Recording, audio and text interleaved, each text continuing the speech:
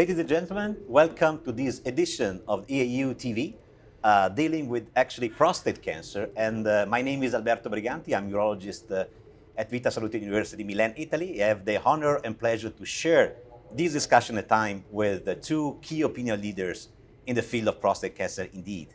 Professor Declan Murphy, coming from Peter Mac, Melbourne, Australia, and Professor Christopher Sweeney, coming from Dana-Farber, Boston, US. So I'm really excited today to be with you to share some knowledge and new data that have been presented during the meeting and to put this data into perspective, because I believe that it's important that we realize that novel approaches are there, but we need to individualize therapies and diagnostic approaches according to each single patient characteristics. So the theme we are going to discuss today is double, like use of novel technologies and imaging approaches on one side, and use of novel therapeutic and diagnostic approach on the other side. How can we combine these two recent advances in the field of prostate cancer, in fact? So one thing that we have seen is, of course, the increasing use of imaging, functional imaging like PSMA PET, and the possible use even in the earlier disease setting where we still have to diagnose prostate cancer. So question for you, Declan, is what is the role of PSMA PET for a patient, for example, who is coming to the office with elevated PSA, clinical suspicion of prostate cancer, who might have already received MRI given by general practitioners? So what we know already with some confidence, Alberto, is that patients who are newly diagnosed with prostate cancer benefit from the superior accuracy of PSMA PET-CT to determine has the cancer still been confined to the prostate or has it spread. So the accuracy in that setting with the patient already diagnosed is established. I mean, we can talk about what you do with the information, but at least we know it's accurate. But the question you ask is intriguing, because what about if we take a step backwards for the patient who comes into the office with a suspicion of prostate cancer, the PSA is up a little bit, family history perhaps, and he's already had an MRI scan because that's a standard of care in very many regions around the world. Should we just proceed straight to a biopsy, a targeted biopsy if there's a lesion? Or what if the MRI is normal? Can we afford to say the patient probably doesn't have prostate cancer? And I think into this discussion this year, we now see consideration of PSMA PET-CT. Is there value there? So at this meeting, in the breaking news session tomorrow morning, there's data from my colleagues in Australia reporting the PEDAL trial. And PEDAL is a trial of men in exactly this setting being evaluated for suspicion of prostate cancer. They've had an MRI scan and they have a PSMA PET-CT. And also recently published in European Urology is another trial from Australia that we were involved with called the Primary trial, which picked up an award here for the best paper in the journal last year, and exactly the same setting. So what can we conclude from both of these trials? Well, we still conclude that MRI is still extremely valuable. That is the key plank for evaluating who needs a biopsy or not. And if the MRI is normal and we don't have other suspicion like the PSA density is too high, very many men can be reassured and avoid a biopsy. So this is reinforced in these two experiences, the Primary study and the PEDAL study. But what about the guy who has an equivocal MRI? It's a PIRADS 2, PIRADS 3, but perhaps the PSA density is 0.15, 0.2. Well, into that space is where perhaps a PSMA PET-CT can add value. So we showed that if you just do a PSMA PET of the prostate, it's like 6 minutes in the scanner. It's a very quick scan. In these patients, in about 1/3 of them, we will see a lesion that turns out to be a significant cancer that otherwise we wouldn't see. So I think that's the discussion, is how we take that information about PSMA PET-CT in the patients with a normal-looking MRI. And to further evaluate that, we've recently opened another randomized trial called Primary 2, where we're going to de-escalate the men with a normal PSMA and PIRADS 2, 3, and then the ones with a lesion, we will do a biopsy. So I think we're a step forward this year in a subset of men who have an equivocal or normal MRI. Excellent. Is there any chance we can use PSMA PET also to discriminate those patients with clinically significant prostate cancer among those who have already a positive MRI? Yes, so this is another hot topic because just a few months ago, retrospective series, but published in European Urology, Impact Factor 25, reported that patients perhaps could go straight to treatment without a biopsy. You know, for us, this is almost sacrilege, thinking, oh, come on, it's such a big decision to have a prostatectomy or radiotherapy. Surely we're going to need a biopsy. But in this series from Germany, a retrospective series, they took a bunch of men who had a very positive MRI, PIRADS 4-5, and a positive PSMA PET-CT, and proceeded straight to prostatectomy. So it opens that question, but clearly we're not encouraging that. That should be evaluated. Absolutely. But we did recently publish a piece in the BJUI once we saw that paper coming through. So we went back to the primary study. So remember, a prospective study where the quality was very well controlled. And what we reported is if you have a patient with a PIRADS 4-5 lesion, and if on PSMA PET-CT, the SUV max is greater than 9, 100% of those patients had clinically significant prostate cancer. So I'm not saying that, therefore, this should be a new standard of care. You could have a prostatectomy without a biopsy, but it does reinforce the additive value of molecular imaging. So not just a positive scan, but use these quantitative parameters. What is the SUV max? And yes, when we went back and analyzed all this data, we showed very convincingly above an SUV max of 9. So what does that tell us? And Chris will speak to this. It tells us that PSMA PET-CT has lots of opportunity. It's not just seeing lesions that are not there or turning the false positive bone thing into a true negative, etc. The quantitative parameters are very interesting for determining the nature of disease and in also selecting patients perhaps for radioligand therapy. So I think us urologists and medical oncologists, radiation oncologists working in prostate cancer need to really work closely with our nuclear medicine colleagues to dive deeper into all of these variables that we're only beginning to get a sense for. Absolutely, this is a key thing. Indeed, as we have made many efforts to increase the standardization of MRI, for example, we need to work more closely with our nuclear medicine physicians in order to standardize the reports of PSMA PET and the interpretation of them, which sometimes need to be discussed in a real multidisciplinary setting, especially in patients with metastatic disease, to assess follow-up after the therapies, which is one of the weaknesses, and we'll touch upon lately in this setting using these novel imaging approaches. Chris? So I'll pick up on one quick question. What's clinically significant in your retrospective analysis? Any amount of pattern 4. Got it. Yeah. Perfect. Makes sense to me. So what I would do, summarize what I heard from Declan, but ask a question is, at the end of it is, clearly there's an amazing amount of great technology that's coming forward, and we're going to have greater precision on how to manage a patient both in the diagnostic, but also we'll talk about in the relapse and treatment setting. But the key question we should be setting up as the next set of studies is how, if I order that test, how's it going to change management? Clearly, if it's going to de-escalate and avoid a prostate biopsy in a man, that's a great question. And I'm in the age of being at risk for prostate cancer, and I would love to avoid a biopsy if I can. So I think your question, Alberto, is the next series of questions, is designing studies around clinically significant questions, is with the premise of every time if I'm going to order a test, how's it going to change management? And that's what we should keep asking now. We do conflate the excitement of all the new technologies as what should I do now? But we really need to ask the questions on how does it change management as the next series. We've proven the technology works, we just need to show how it works. That is an excellent point indeed. So if we now proceed to other disease settings, for example, patients with already diagnosed prostate cancer, so the guidelines are not supportive yet of the use of PSMA PET in those patients suitable for imaging, for staging purposes, but still we always say that the train has left the station, and the increasing use of PSMA PET in that setting is absolutely there. So the question is, you actually stage a patient with a PSMA PET and you end up in having some spots in the lymph nodes or in the bone. Is this practice changing? So is this changing the way we treat prostate cancer? Isn't there the risk to under-treat some of these patients? Can I pick up on that first and see how Declan responds? Our pleasure.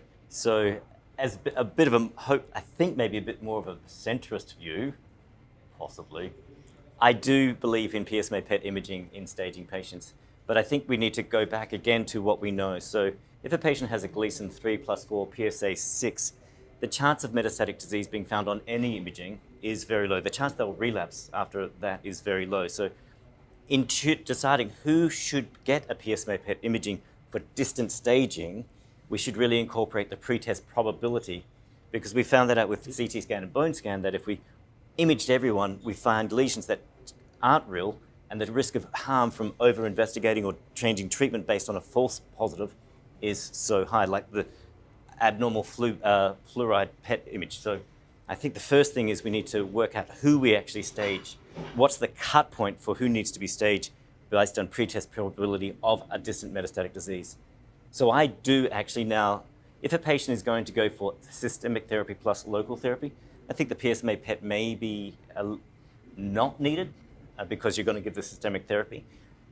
It may help me think of who I'm going to intensify maybe with adding abiraterone to testosterone suppression for the very high risk. But one thing where I think it does have a role, if a patient is up for a prostatectomy for their high-risk disease, I think the PSMA PET could be really helpful in saying, actually, the prostatectomy, that local therapy with its morbidity, is not the right thing for you, and you need combined modality therapy. So I use the PSMA PET because it's going to change my management from a prostatectomy without systemic therapy to radiation therapy with systemic therapy. Declan, how do you respond to that? And look, into that is the great confusion, isn't it? Because you've got a guy in front of you, he's 61, 62, diagnosed with what looks like high-risk prostate cancer, and conventional imaging may be negative. And, you know, we know what happens to those patients. You know, they do well with local control, but many of them will relapse and so on. So the concern I think many people would have is you do a PSMA PET-CT and now you see a very small retroperitoneal node or a small focal bone thing. Let's say they're both real. And then you change the standard of care. You say, well, now we're going to maximize systemic therapy, leave the primary in there, and maybe treat it with some form, lower grade radiotherapy. Again, you're extrapolating data from. Oh, I would still do curative radiation therapy. Let me be very clear. Not surgery. Not surgery, because. Taxi for Sweeney. Taxi. This is a urology meeting. I pay it. I pay for it. Yeah. Look at the tweet. I was called the Pope by Gina Luca today. But the thing is, no, so I would still go with curative therapy because I think once a cancer has got into a bone and has caused bone changes on a bone scan or a CT scan, it's a different type of metastasis that's protected by the microenvironment of the cancer, is my hypothesis. And that's why that's not curable with systemic therapy. Whereas a micrometastatic lesion, a cultured CAT scan or bone scan, is just sitting there, and that's the micrometastatic disease we eradicate with local therapy, but we don't eradicate with systemic therapy, but we don't eradicate the local disease in the prostate. That's why we need curative local therapy with radiation. It could be surgery if the study's done well, or like the Proteus study, but intense systemic therapy, but do not de-intensify the local therapy because we're still in the curative setting in a patient, in my opinion, who has minimal PSMA PET positive disease in the lymph node or a bone that doesn't have bone scan changes. It's curative, not palliative, and we need to double down, not step away. I think, Chris, you raise a very important point about the risk of not giving primary therapy in patients who might indeed or should indeed receive radical therapy in the first line treatment of de novo oligometastatic prostate cancer. So let me just play a little bit the devil's advocate, saying one thing. PSMA positive, CAT scan negative. It's a PSMA PET CT. Absolutely. PSMA positive, CAT scan negative. Absolutely. So actually, let me just play the devil's advocate in the sense that the guidelines are in a way correct in saying that we can do the fanciest imaging possible, but at the end of the day, we do not know whether this change in management really impact on practice. Is that correct? And that's why you refer to the EAU guidelines being a little bit cool on the recommendation. So what do the EAU guidelines say about this situation, the newly diagnosed patient who has intermediate or high-risk cancer? It says PSMA PET-CT is more accurate based on the PRO-PSMA trial, but it says be very careful with the information, because we don't know if the decision we make, and we reported in the PRO-PSMA trial that like up to 30% of the time we change the plan, we don't know if the change of the plan will lead to a better outcome. But what I say back to Nicola and the guideline committee is we're never going to know that. We cannot design a study where there's a 15-year endpoint. So my view is that we need to accept the accuracy, which is not just upgrading or upstaging disease, it's also downstaging the false positives, because we reported that in the trial. And we need to just embrace it in practice and use other tools, use other variables to try and make sure we offer the best advice to the patient. But there's no point saying, oh, we don't know if PSMA PET-CT will lead to better outcomes. It's in practice. It's almost everywhere. It's fully funded now in Australia for these newly diagnosed intermediates and high risk. So it's in practice, and there's no point wishing for a trial that will never happen to look for a 10 or 15-year endpoint. But I do share all the concerns. So how do we make sure we're not, going to disservice patients? I think we do need to work in multidisciplinary teams. We do need to embed PSMA PET-CT in ongoing prospective work, but we can't wait for a trial that's going to show the decision we make based on better accuracy will lead to better outcomes for the patient. But would you agree, gentlemen, that our goal is still to cure those patients with PSMA PET positive CT scan negative disease with Do you think that's still possible? Yes or no? It's kind of a we don't do CT on them, these patients anyway. No. It's a PSMA PET CT, isn't it? But it's a totally different. I heard you talk about this before, but that's a very different CT. So the CT we use for PSMA PET CT is for attenuation and localization. It's not a high dose CT, so it's not the same. It's not the same. It's not the same as. But it's not. Well, there is a correct CT, me if and I'm you wrong, do but see. It's not the same as PCWG CT. This is only for attenuation. But you still see bone changes on only some of the time. Not some. Not yeah, like no. So normal exactly. CT. So you will have some PSMA PET CTs where there will be PSMA PET negative lesions, PSMA PET positive lesions, some with CT correlates, some without. Do you get PSMA PET CTs with CT correlates? Yes or no? Well, sometimes we do, but just to say, you can't extrapolate. Honestly, we the do. data. So let me just ask this question to you guys. Yeah. But you've got to use the data that's there. I know that in Australia, for example, there is a reimbursement for the PSMA PET now, CT. but with a CT, which is not the full dose CT indeed. Yeah. At our place, we always do contrast enhanced CT, Yeah. the full package, Yeah. plus PSMA PET. And speaking with other centers or the key opinion leaders, they actually do the same. So should we pay attention to this? Yes or no? Well, we used to do the same. So remember, right up until last Friday, we would always do a contrast-enhanced CT for newly diagnosed or biochemical recurrent patients, not the metastatics for restaging.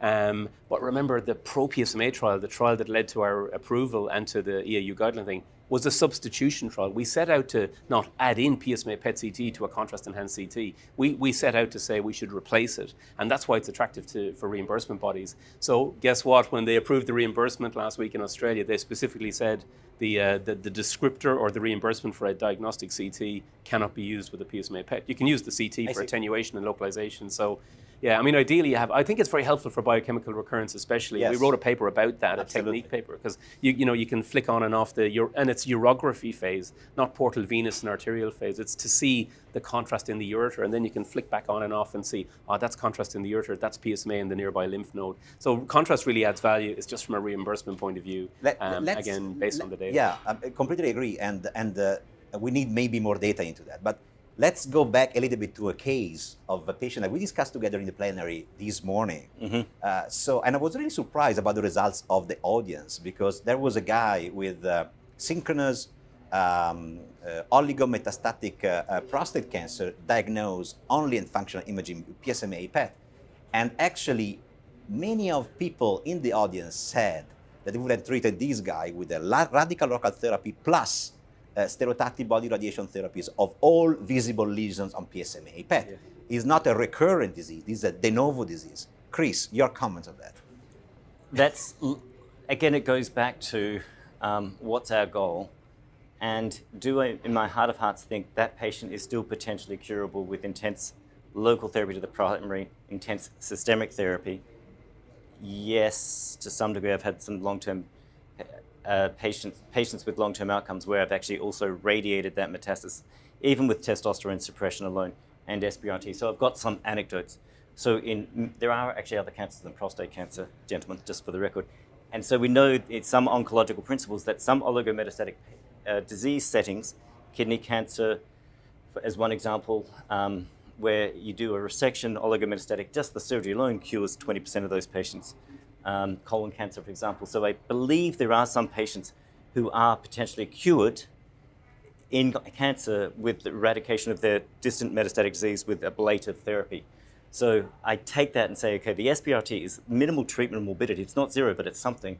And I maximize the chance that we could possibly cure these patients in this setting now. We need to develop data around that for sure.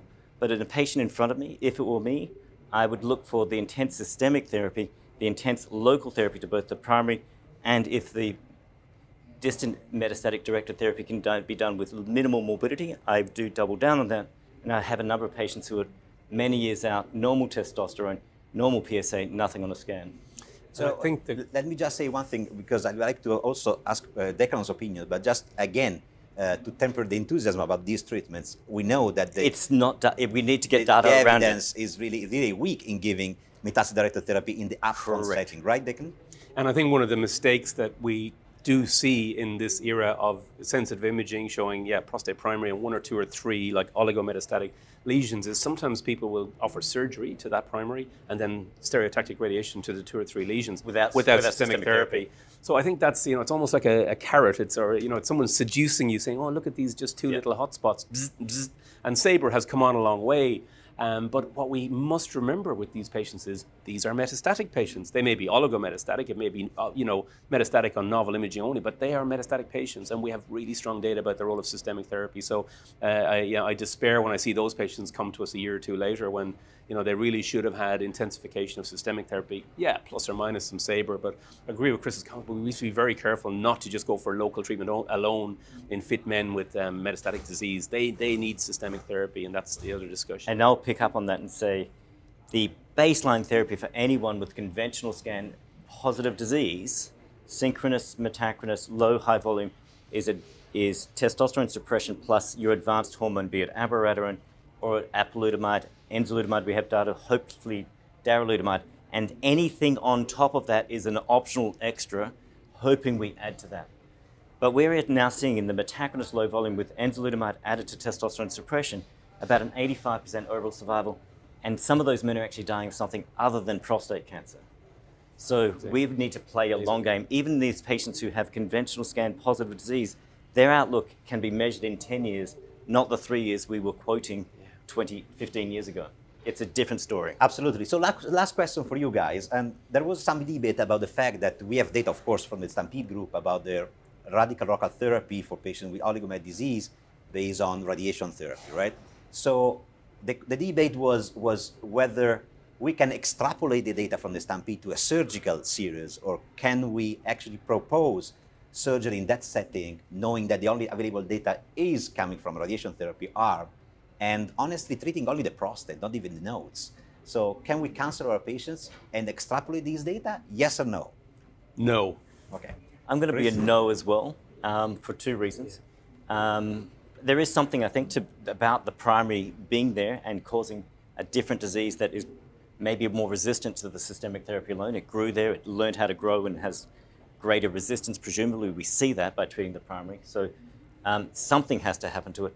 But when we're talking about we need a treatment modality with a lower treatment burden, and the radiation protocols in Stampede was a relatively low treatment burden with a survival benefit. Taking a man to a surgery at this stage until we know the results of the SWOG study, does that result in more impotence and incontinence? Well, the impotence will happen anyway. Greater urinary leaking with decrement in quality of life than radiation. We know that radiation has a better quality of life in the short term to a prostatectomy. So I think I would always steer towards a radiation over surgery because of the treatment morbidity is less with the radiation protocol. But a point I'd make about that, and we won't know this for a few years yet, Chris, is that you just pointed out some of these men are going to live a very long time, and I do worry about when we lose control of the primary that you've left in place, because you control the metastatic disease so well nowadays, and guess what? That prostate that's still in there now is going to become. We do see some terrible masses, but we're only at the start of the era of offering 60 gray for oligometastatic. And what about in 8 years' time when these men have still well-controlled metastases, but they may develop full-on CRPC in the prostate with maybe no distant metastases, and then we'll get the local invasion, local symptoms, etc. So while I gave a very clear indication that no, you cannot extrapolate the data, that's for good scientific reasons, it is important that we we try and get data to say that maybe, because the local control you get with a prostatectomy is still fantastic. And as you know, once you lose control of those primaries, they can be really morbid in men with distant disease, but the distant disease is well controlled, but they're in and out of hospital for local symptoms, local problems, bleeding, and so. Absolutely. And there is a disease control is the key. Yeah, and there is a SWOG study answering that, led by Brian Chapin. The other thing I would also say is that our cut point for conventional scan positive is 3 or less lesions with or without the lymph nodes. That's with just testosterone suppression alone, which has some modest systemic control. Could that cut point be higher as our systemic therapy is even getting better? Yeah. Is that a good question, Doctor? Yeah, no, I think we it probably should is. Ask that one. Yes, on the other hand, we should be, for the moment, I believe. No, 3, yeah, absolutely. But I'm saying in the future. But in the future, yes. So, but this goes back to your very premonition statement at the beginning. We've got emerging technology and advancing therapies, and we need to work out how to merge them together.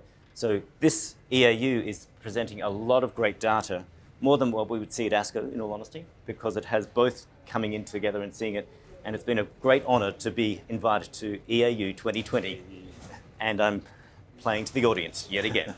So, wow, this has been a fantastic discussion. I really thank you all, the two of you, to actually have discussed these hot topics where there is maybe not that much of evidence, but we are assisting every day and we are actually managing patients with these unanswered questions sometimes. So I believe that we all agree that we need more data, that we need to work closely with all the other stakeholders included in management of these patients.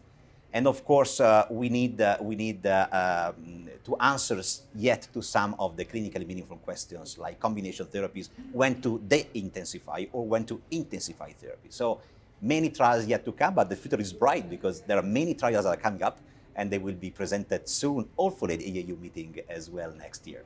So thank you very much, guys, for your time and for the discussion. I enjoyed that very much. I learned so much and hope that you all enjoyed and learned some practical things about the management of current patients with high risk and metastatic prostate cancer. Thank you, guys. Thank you. Cheers.